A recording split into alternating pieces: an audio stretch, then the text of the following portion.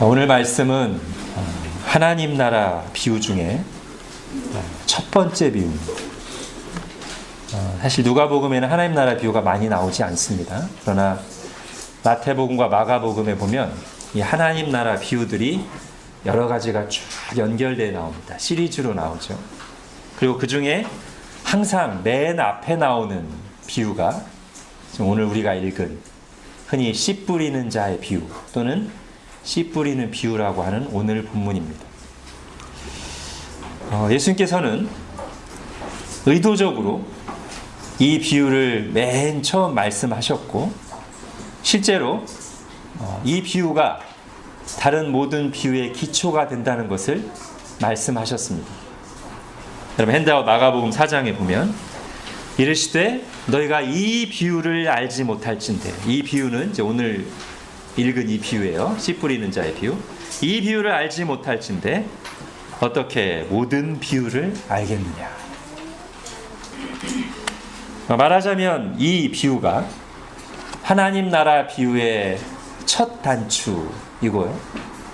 조금 더 확대해서 말한다면 이 비유에 나오는 내용이 신앙의 첫 단추라고도 할 수 있습니다. 여기 단추가 있는 옷을 입은 사람이 별로 없네요. 이 첫 번째 단추를 어긋나 끼우면 그 다음에 어떻게 되는 거예요? 열심히 끼워도 계속 어긋나요. 그죠? 나중에 알게 됐을 때 어떻게 해야 돼요? 수고스럽지만 다 풀고 처음부터 다시 해요. 만약에 그게 귀찮으면 그냥 이 상한 상태로 신앙이 상한 상태로 계속 가는 거예요.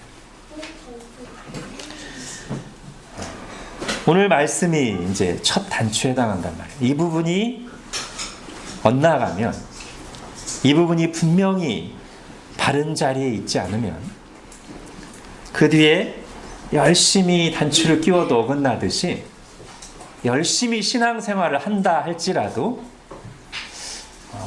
큰 기대를 할 수가 없어요. 잘못될 가능성이 많습니다. 하나님 나라가 아니면 우리의 신앙. 자, 그런데 이 첫 번째 하나님 나라 비유가 뭐에 관한 비유인가? 하나님 나라 비유 내용이 여러 가지가 있거든요. 그런데 이 첫 번째 하나님 나라 비유는 뭐에 관한 비유예요? 말씀에 관한 비유입니다. 그래서 이게 첫 번째에 오는 거예요. 자, 흔히 이 비유를 씨 뿌리는 비유, 씨 뿌리는 자의 비유라고 했는데 씨가 하나님의 말씀이란 말이에요. 우리 11절 한번 볼까요? 이 비유는 이러하니라 씨는 하나님의 말씀입니다. 즉 예수님께서 하나님의 말씀을 씨앗에 비유하고 그 말씀의 씨앗이 사람들의 마음이라고 하는 땅에 밭에 뿌려질 때 어디서 열매를 맺는지 어디서 열매를 맺지 못하는지 말씀하시는 비유가 이 비유예요. 이것이 하나님 나라가 시작되고 진행되는 기본적인 방식, 원리라고 할 수 있습니다. 하나님 나라의 씨앗은 말씀이고 그 말씀을 올바로 듣고 받은 사람들 속에 이 말씀을 올바로 듣고 깨달은 사람들을 통해서 하나님의 나라가 드러나고 진행되고 확장되어 간다. 이게 하나님 나라의 기본 방식, 원리입니다. 자, 그러고 보면 이 비유는 예수님이 지금 하시는 일을 그대로 비유로 옮겨놓은 거예요. 예수님이 이 땅에 하나님 나라를 건설하러 오셨는데 하나님 나라를 건설하시기 위해서 예수님이 하고 계시는 일이 뭔가, 가장 주력하신 일이 뭔가 할 때 하나님의 말씀을 가르치시. 마가복음 1장에 보면 어느 마을에서 열심히 말씀 가르치시다가 병자들을 고쳐주셨어요. 그 다음날 새벽에 일찍이 일어나셔서 혼자 새벽 기도를 하신 뒤에 제자들이 찾아왔을 때 사람들이 많이 예수님을 찾습니다. 그때 예수님이 뭐라고 하세요? 우리가 가까운 다른 마을로 가자. 내가 전도하러 왔노라. 하나님의 말씀을 전하러 왔노라. 그게 하나님 나라를 이루어 가시는 방식이란 말이에요. 그래서 그 일을 열심히 하고 계신 거예요. 하나님 나라의 씨앗을 사람들의 마음이라는 땅에 뿌리시는 하나님 나라의 본질적인 사역을 지금 하고 계시는데, 그것을 그대로 지금 비유로 표현하신 것이 이 씨 뿌리는 비유다라고 할 수 있습니다. 오늘 본문에서는 이 말씀을 씨앗에 비유했는데, 이걸 좀 더 생각해 보기 위해서 하나님의 말씀을 비유한 다른 비유들을 한번 잠깐 생각해 보겠습니다. 하나님의 말씀을 뭐라고도 하냐면 양식, 음식에 비유하죠. 광야 40년 동안 하나님이 만나라고 하는 양식을 친히 하늘에서부터 내려주신 뒤에 광야 40년을 다 마실 때쯤에 그 훈련의 의미를 설명하시면서 너를 낮추시며 너를 줄이게 하시며 너도 알지 못하고 내 조상도 알지 못하던 만나를 내게 주신 이유는, 먹이신 이유는 뭐예요? 사람이 떡으로만 사는 것이 아니라 하나님의 입에서 나오는 모든 말씀으로 사는 줄을 알게 하려 하십니다 라고 하심으로써 은근히 떡과 하나님의 말씀을 이렇게 비유하신 거죠. 베드로전서 2장 2절도 보겠습니다. 같이 읽겠습니다. 시작. 가난하기들 같이 순전하고 신령한 젖을 사모하라. 이는 그로 말미암아 너희로 구원에 이르도록 자라게 하려 함이라. 예, 여기서 순전하고 신령한 젖이 뭐예요? 이 문맥을 보면 말씀입니다. 베드로 사도가 말씀을 아기들이 먹는 음식에 비유했어요. 히브리서에 보면 조금 더 구체적으로 나눠서 젖은 쉬운 말씀, 초보적인 진리를 가리키고, 그 다음에 성숙한 사람들이 깨달아야 될 더 깊은 진리는 뭐라고 표현해요? 단단한 음식. 하나님의 말씀은 우리의 영혼에 힘을 주고 건강하게 하고 자라나게 하는 영혼의 양식이다, 음식이다. 잘 먹고 계시죠? 굶으면 안 됩니다. 자, 두 번째는 말씀은 또 어디에 비유돼요? 등불. 시편 119편 한번 읽겠습니다. 시작. 주의 말씀은 내 발의 등이요 내 길의 빛이니이다. 예, 어둠 속에서 우리의 인생길을 비추는 등불, 어디로 가야 되는지, 어떻게 살아야 되는지를 보여주는, 지시해주는 등불이죠. 진리의 등불이죠. 그런가 하면 말씀은 또 어디에 비유돼요? 검, 칼. 에베소서 6장을 한번 보겠습니다. 시작. 구원의 투구와 성령의 검, 곧 하나님의 말씀을 가지라. 자, 히브리서 4장에서는 하나님의 말씀은 살아있고 활력이 있어 좌우의 날선 어떤 검보다도 예리하여 홍과 영과 관절과 골수를 찔러 쪼개기까지 하며 우리의 마음의 생각과 뜻을 드러내고 판단한다. 그러니까 이 검이 지금 두 가지 의미가 다 나온 거예요. 히브리서에서 나오는 검은 약간 뭐에 가깝냐면 메스, 그죠? 수술하는 칼, 환부를 드러내고 골문 부분을 잘라내며 우리를 다시 건강하게 하는 메스라면, 에베소서 6장은 악한 영들의 유혹과 거짓말과 시험, 이단들의 잘못된 교리, 여러 가지 세상적인 사상들에 맞서 싸우는 무기로서의 검. 예수님이 이 검 사용법을 시험당하실 때 친히 모범으로 잘 보여주셨죠? 사단이 와서 거짓말을 하고 유혹할 때마다 신명기 말씀의 검을 3번이나 분명하게 휘두르셔서 무찌르셨습니다. 요한계시록에 보면 요한이 본 환상 중에 예수님의 입에서 검이 나가는 장면이 나옵니다. 말씀이 나가는 것입니다. 자, 이렇게 말씀이 양식, 등불, 검으로 비유되고, 이제 오늘 본문에서 말씀이 씨앗으로 비유되는데, 여러분, 이 씨앗의 비유는 마지막 세 개 비유의 작동 원리라고 할까요? 기초라고 할까요?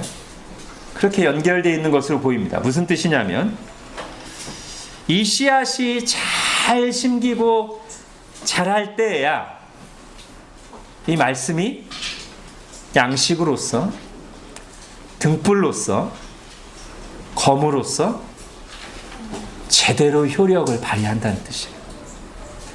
즉, 오늘 비유는 이런 질문들과 연결된다고 할 수도 있습니다. 아니, 왜 영혼의 양식이라는 말씀을 교회 다니면서 오랫동안 들었는데 저 사람의 내면은 피죽 한 모금 못 얻어먹은 것처럼 바짝 말랐는가? 왜 등불이라고 하는 말씀이 가까이 있고 늘 들으면서 세상 사람들과 다를 바 없이 시대 정신에, 시대 분위기에 휩쓸리고 헤매이고 어떻게 살아야 될지를 몰라서 방황하는가? 왜 성령의 검이라고 하는 말씀을, 그 놀라운 무기를 가지고 있으면서 시험과 유혹에 쉽게 넘어지고 전혀 분별력이 없이 끌려다니는가? 오늘 이 씨앗의 비유는 그런 질문들에 대한 부분적인 답을 제시한다고 할 수 있습니다.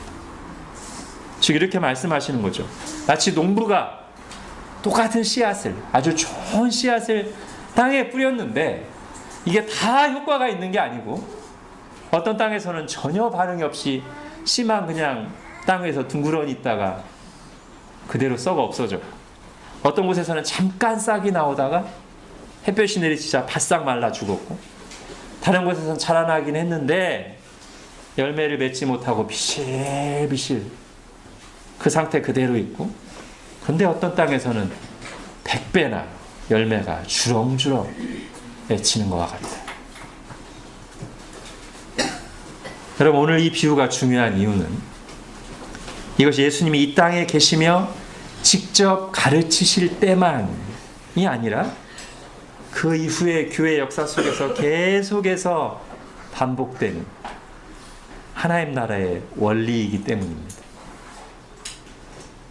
이 땅에 계실 때 친히 성육신하셔서 하나님이시자 사람으로서 사람들에게 직접 말씀하심으로 하나님 나라를 건설하시는 일을 하셨다면, 지금은 기록된 말씀과 이 말씀을 바르게 해석하고 전하는, 가르치는 당신이 세우신 종들, 말씀 사역자들을 통해 똑같은 일을 하고 계신, 매 주일 교회가 함께 모여 예배하며 말씀을 들을 때마다 말씀의 씨앗이 뿌려지는 것이, 또 주중에 교회에서 말씀을 배우거나 개인적으로 성경을 읽을 때 성령을 통해서 일하시는 거죠. 오늘 우리가 웨스트민스터 요리문답에서 읽은 것처럼 말씀과 성령으로 지금도 선지자직을 수행하고 계신다고 우리가 신앙 고백으로 읽었죠? 지금도 그렇게 하고 계시다. 그리고 그때마다 오늘 본문에 나온 것과 같은 각기 다른 반응과 결과들이 나타납니다. 여러분 한번 생각해 보십시오. 결국 그 씨앗의 본래 모습을 나타내는 것은 어떤 거예요? 언제 이 씨앗의 본래 모습이 나타나냐면 나무가 잘 자라서 열매까지 나왔을 때 이 씨앗이 무슨 씨앗이었구나, 사과나무 씨앗이었구나, 배나무 씨앗이었구나, 이게 드러나죠. 열매까지 나와야 이 씨앗의 본래 모습, 본래 의도한 게 잘 드러난 것이고, 그리고 그렇게 사과나무 열매가 맺어야 그 안에 또 씨앗이 있어서 이걸 통해서 다시 이 나무가 계속해서 생존하고 널리 퍼지는 것이죠. 마찬가지로 하나님의 말씀을 들은 많은 사람들 중에 결국 열매 맺는 사람을 통해서만 하나님의 나라가, 하나님 나라의 모습이 제대로 드러나는 것이고, 그 사람들을 통해서만 하나님의 나라가 계속해서 유지되고 널리 전파되고 확장되는 것이죠. 이 비유 속에는 분명히 그런 의미들까지 담겨 있습니다. 네 가지 땅을 간단하게 보겠습니다. 우리 자신에게 적용하면서 들을 수 있기를 바랍니다. 자, 첫 번째 길가입니다. 12절 읽겠습니다. 시작. 길가에 있다는 것은 말씀을 들은 자니 이에 마귀가 가서 그들이 믿어 구원을 얻지 못하게 하려고 말씀을 그 마음에서 빼앗는 것이요. 여러분, 이 길가는 한마디로 기경되지 않는 땅이라고 할 수 있습니다. 씨앗이 자리 잡을 기본적인 준비가 전혀 안 되어 있는 땅, 길가죠. 적용한다면 말씀을 받을 준비가 전혀 안 되어 있는 마음, 예배 드릴 준비가 전혀 안 된 채로 예배에 나오는 사람의 마음, 하나님에 대한 거부감으로, 기독교에 대한 편견으로 마음을 아예 닫고 있는 사람, 또는 반대로 오랫동안 교회를 다니면서 닳고 닳아서 말씀들을 너무 많이 듣고 닳아서 닳고 닳아서 이게 딱딱해져서 어떤 말씀에 대한 기대감도 전혀 없이 앉아있는 사람의 마음. 길가가 그렇잖아요. 사람들이 수없이 밟고 다니고 또 밟아서 딱딱해져서 어떤 씨를 뿌려도 들어가지가 않아요. 이런 사람의 마음에는 호세아서에 말씀하신 대로 묵은 땅을 기경하라, 이 말씀이 아마 절실히 필요할 것입니다. 우리 주님께서 말씀하십니다. 이런 사람들은 마치 길가에 떨어진 씨앗이 사람들에게 밟히거나 새들이 즉시 채가서 먹어버리듯 마귀가, 사탄이 그들로 하여금 구원을 얻지 못하게 하려고, 유익을 얻지 못하게 하려고 그 마음에서 말씀을 빼앗아가는 것이라고 주님께서 말씀하십니다. 얼마나 두렵고 안타까운 일입니까? 교회 안에 혹 이런 마음, 이런 사람을 보실 때 우리 주님의 마음이 어떠시겠습니까? 두 번째는 바위 위입니다. 13절 읽겠습니다. 시작. 바위 위에 있다는 것은 말씀을 들을 때 기쁨으로 받으나 뿌리가 없어 잠깐 믿다가 시련을 당할 때 배반하는 자예요. 마태복음과 마가복음에는 바위 위라는 말보다는 흙이 얇은 돌밭으로 나옵니다. 아마 그게 조금 더 구체적인 표현 같아요. 즉 겉에는 눈으로 볼 때는 약간 흙이 있어요. 그러니까 싹이 나오겠죠. 흙이 있고, 근데 그 바로 밑에 보이지 않는데 아주 큰 바위가 있어요. 그래서 바위에 흙이 조금 있으니까 햇볕이 찌면 금방 달궈져가지고 따뜻하니까 씨를 뿌리면 싹은 금방 나와요. 근데 문제는 뿌리를 내리지 못하네. 햇볕이 조금 더 내리쬐면 금방 말라요. 자, 금방 싹 트고 금방 마르. 자, 어떤 경우일까요? 말씀을 받을 때 감정적인 반응, 피상적인 반응. 자, 이 경우에 분명히 기쁨으로 받으나라고 돼 있어요. 우리 주님이 해석하시기를. 왜 기쁨으로 받을까요? 자기에게 와닿는 부분을 아마 기쁨으로 받을 겁니다. 자기가 듣고 싶었던 얘기가 나올 때 기쁨으로 받을 겁니다.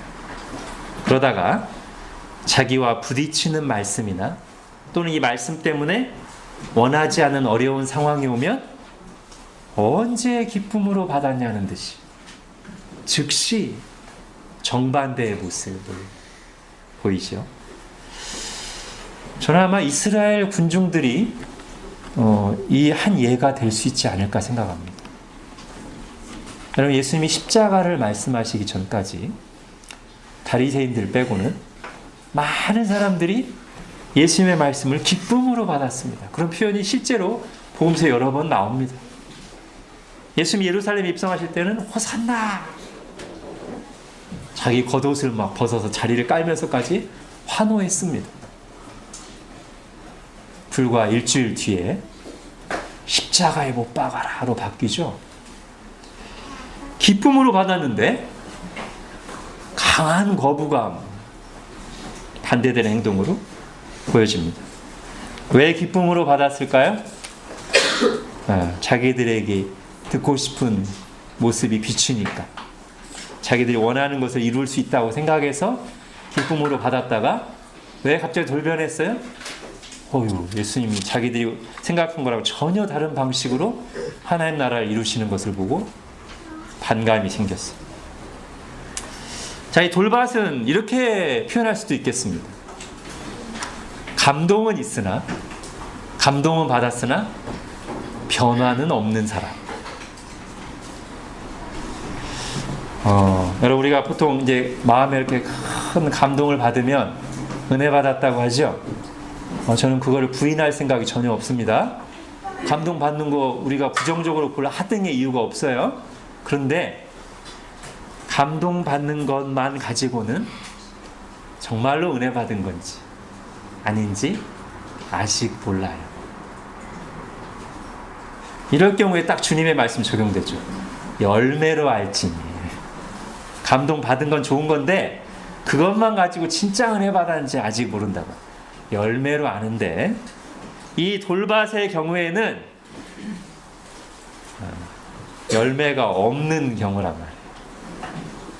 잠깐 감정적으로, 감동적으로 받았지만 그 뒤에 그 말씀이 내 생각을 바꾸는, 내 가치관을 바꾸는, 결국 나를 바꾸는 그런 쪽으로는 전혀 역사하지 않았어요. 자, 13절 뒷부분에 보면 잠깐 믿다가 시련을 당할 때 배반하는 자유라고 나옵니다. 언뜻 보면 시련 또는 박해가 이들의 신앙을 무너뜨린 것처럼 보이죠. 그러나 잘 보면 전혀 그렇지가 않습니다. 왜냐하면 이 시련이라는 것이 결국 이제 다른 복음서에 보면 햇볕이 내리쬐을 때 뿌리가 마른 거거든요. 여러분, 햇볕은 모든 씨앗들, 모든 땅에 다 내리쬐입니다. 그것 때문에 마른 게 아니고 우리 주님께서 말씀하신 것처럼 뿌리가 없어. 이게 문제. 밖에서, 외부에서 온 환난이 문제가 아니고 말씀이 내면에 뿌리 내리지 못한 것이 문제란 말이에요. 그리고 그런 현상이 일어나게 하는 내 속에 있는 깨지지 않은 단단한 바위, 이게 문제라요. 결국 저는 이렇게도 볼 수 있습니다. 말씀이 겉에서 내 안으로까지 들어가진 않고 겉에서 맴돌면서 그때그때 나의 감정의 온도는 바꿨지만 나의 진짜 생각과 성품은 바꾸지 못했다. 즉, 나를 변화되지 않은 상태로 그대로 놔둔 채 때론 즐겁게도 하고 때로는 감동을 주는 여러 가지 것들 중에 하나에 불과했다. 하나님의 말씀이.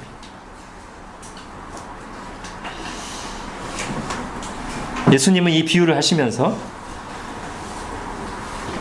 그러라고 말씀 준 게 아니다 라고 가르치시는 셈이에요. 내가 너에게 이 하나님 나라 복음을 주는 것은 온도만 올렸다 내렸다 하는 정도의 피상적인 처방전으로 준 게 아니고,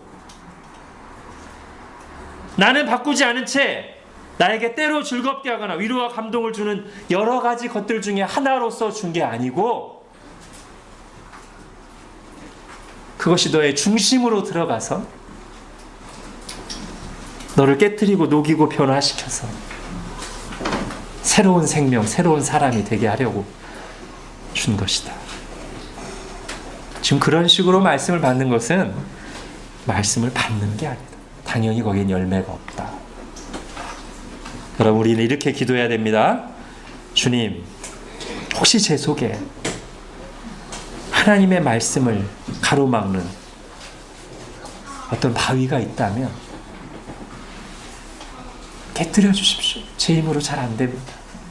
깨뜨려 주십시오. 캐내 주십시오. 그래서 제가 피상적으로, 감정적으로만 받지 않고 말씀이 내 마음 깊은 곳으로 들어와서 내 생각을, 내 가치관을, 즉 나를 바꾸도록 은혜를 베풀어 주십시오. 이렇게 기도해야 돼요. 그죠? 이제 세 번째 가시떨기입니다. 우리 14절 읽겠습니다. 시작. 가시떨기 속에 떨어졌다는 것은 말씀을 들은 자이나 지내는 중 이생의 염려와 재물과 향락의 기운이 막혀 온전히 결실하지 못하는 자요. 자, 이제 상상을 한번 해보십시오. 눈 감고 상상하지 말고 바로 취침 모드로 들어가는 수가 있으니까 눈 뜨고 한번 잘 생각해 보세요. 자, 여러분이 귀농을 했다고 생각해 보십시오. 우리 중에 이미 귀농했다고 오신 분도 있는데, 자, 귀농해서 이렇게 마당이 있는 땅을 딱 샀어요. 내가 뭔가 원하는 채소나 과일의 열매를 거두려고 하는데 그 마당에 이런저런 잡초들이 가득해요. 어떻게 하겠어요? 그대로 막 뿌려요? 냅대? 뭐 하나는 알겠죠. 제대로 결실을 얻고자 하는 사람은 수고스럽더라도 잡초를 이렇게 다 제거할 거예요. 그죠? 이명재님 그러셨죠? 네? 제주도 그 마당에 뭐 더운데 그냥 땀 뻘뻘 흘리면서, 그리고 나서 씨를 뿌리든 묘목을 심든 하지 않겠습니까? 또 우리가 좀 더 생각해 보면 전체적으로 한번 그렇게 싹 제거한 뒤에도, 그래서 심었어요. 이제 나무를 심듯 씨를 뿌렸어요. 근데 시간이 지나면 또 올라오잖아요. 그럼 이제 또 그때그때 뽑는 거죠. 그죠?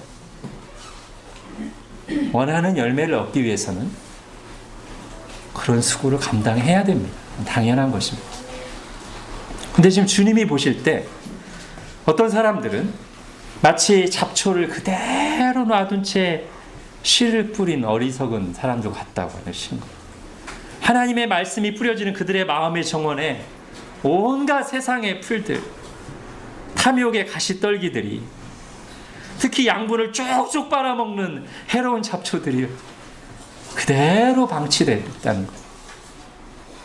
그래서 말씀을 뿌려도, 계속 말씀을 들어도 세상 즐거움에 또는 세상 염려에 에너지를 다 쏟거나 빼앗겨서 하나님의 말씀에는 아주 최소한의 에너지만, 하나님에게서 떨어지지 않을 정도만, 죽지 않을 정도만, 겨우겨우 버틸 만큼만 반응하고 있으니 당연히 열매가 맺히지 않는다 말씀하시는 거예요. 이제 말하자면 양다리 신앙이라고 할 수 있는데, 신앙을 버릴 수는 없는데, 이게 중요한 건 맞는데 그렇다고 세상도 포기할 수 없고. 여러분, 이런 사람들의 마음 상태는 아마 이것일 수 있습니다. 신앙은 의무와 피난처, 기쁨과 의미는 세상에서 찾. 마치 가정이 있으나 불륜을 저지르면서 거기서 기쁨과 의미를 찾는 것과 비슷하죠. 가정은 의무고 기쁨과 자기의 의미는 불륜해서. 여러분, 이건 좋게 말해서 양다리지 아주 심각한 우상숭배입니다. 여러분, 이스라엘이 그렇게 어려움을 겪으면서도 마치 우상이 없으면 살 수 없기라도 한 것처럼 끝끝내 우상을 포기하지 못하고 하나님과 우상을 동시에 섬기는 양다리를 계속했어요. 여러분, 이스라엘이 우상을 숭배했다고 할 때 하나님은 완전히 버리고 우상만 섬긴 적은 제가 알기로는 없습니다. 항상 하나님과 우상을, 우리로 하면 하나님과 세상을 동시에 섬기는 게 뭐냐면 바로 우상 숭배. 그래서 구약의 이스라엘은 우리가 볼 때마다 혀를 끌끌 차게 만들 만큼 그렇게 큰 은혜를 입었음에도 불구하고 하나님의 백성다움을 제대로 드러내지 못했어요. 하나님 나라 백성인데 하나님 나라를 제대로 증시하지 못했단 말이에요. 그 오랜 세월 동안 본인들도 영적으로 무기력하고 하나님을 슬프시게 하면서 징계를 받는 악순환을 계속했습니다. 여러분, 참 신앙은 어떤 것입니까? 당연히 의무와 피난처도 맞습니다. 그러나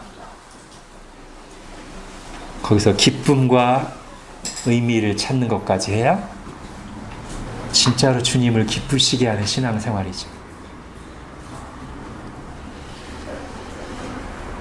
잡초들을 뽑아내고 하나님을 향할 때 하나님 안에 있는 진정한 기쁨과 평안과 만족을 더욱 확실하게 맛보고 나 자신도 누리고 다른 사람들에게 드러낼 수 있을 텐데, 말씀의 풍성한 열매를 맺을 텐데. 자, 어떤 땅이 그렇습니까? 이제 마지막 15절입니다. 같이 읽겠습니다. 시작. 좋은 땅에 있다는 것은 착하고 좋은 마음으로 말씀을 듣고 지키어 인내로 결실하는 자니라. 겸손하고 사모하는 마음으로 말씀을 잘 듣고요, 말씀의 뜻을 바르게 깨닫고요, 그렇게 듣고 깨달은 말씀을 실천하고 지키는 것. 그러면 100배의 결실을 거둔다. 자, 이런 일을 가장 잘 보여주는 사람들 중에 하나가 베레아 사람들이라고 할 수 있죠. 자, 사도행전 17장 11, 12절 같이 읽겠습니다. 시작. 베레아에 있는 사람들은 데살로니가에 있는 사람들보다 더 너그러워서 간절한 마음으로 말씀을 받고 이것이 그러한가 하여 날마다 상고함으로 그 중에 믿는 사람이 많고 또 헬라인의 귀부인과 남자가 적지 아니하나. 예. 간절한 마음으로 말씀을 받아. 이래야 됩니다. 이래야 돼요. 이러지 않는 상태를 방치하면 안 돼요. 병들어 있는 거예요. 간절한 마음으로 말씀을 받으십시오. 조금 더 구체적으로 여러분에게 권면한다면, 주중에 최소한 토요일이라도 주일날 선포될 말씀을 위해서 기도하십시오. 하나님, 교회에 말씀을 내려주십시오. 지금도 선지자직을 수행하고 계시는 하나님, 지금도 교회에게, 각 사람에게 말씀으로 찾아오셔서 하나님 나라 씨앗을 뿌리시고 은혜를 베푸신 하나님, 이번 주일에도 주님께서 세우신 종을 통해 제게, 우리 교회에 말씀하여 주십시오. 당연히 기도해야 되는 거 아닌가요?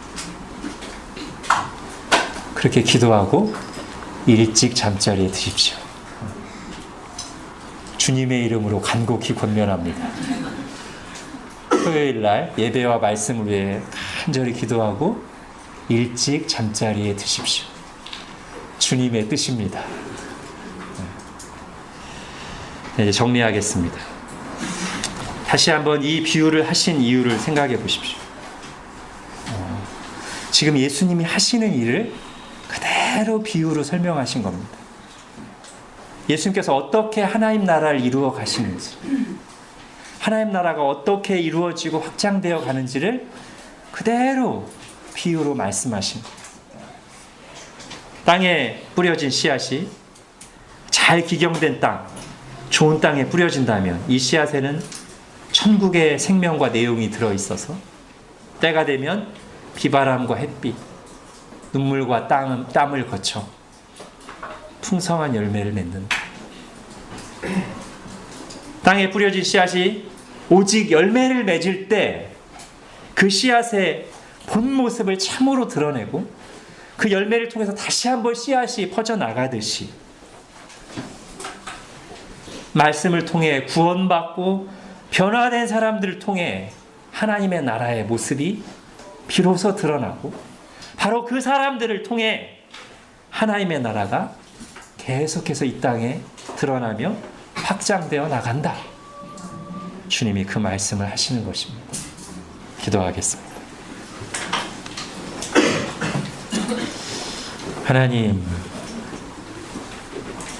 지금도 그리고 오늘도 말씀의 씨앗을 뿌리시며 하나님 나라를 이루어 가시는 주님, 우리가 그 말씀의 씨앗을 받았습니다. 혹 우리 마음에 하나님의 진리를 받아들이지 않는, 뿌리내리지 못하게 하는 두꺼운 바위가 있다면 성령님의 능력으로 깨트리시고 녹이시고 캐내주시고, 아직 방치되고 있는 잡초들, 가시떨기들이 우리의 마음의 내면의 정원에 있다면 주님, 오늘 결단하고 뽑아내요. 내 마음의 땅에 양분이 오직 말씀과만 결합되어 힘차게 자라날 수 있도록 은혜를 베풀어 주시고, 하나님 오늘 주신 말씀을 포함하여 계속해서 교회 안에 그리고 내게 주시는 말씀들이 잘 심기고 깨달아지고 바르게 적용되고 실천되어 오늘 말씀하신 것처럼 내 삶에 주렁주렁 열매를 맺고 교회 안에 주렁주렁 열매를 맺어서 씨앗이 열매를 통해 본 모습을 드러내듯 우리의 삶과 교회 공동체를 통해 하나님 나라가 밝히 드러나게 하시고 이 하나님 나라가 계속해서 힘차게 전진해 나가는데 저희들을 사용해 주시기를 간절히 원합니다. 예수님의 이름으로 기도합니다. 아멘.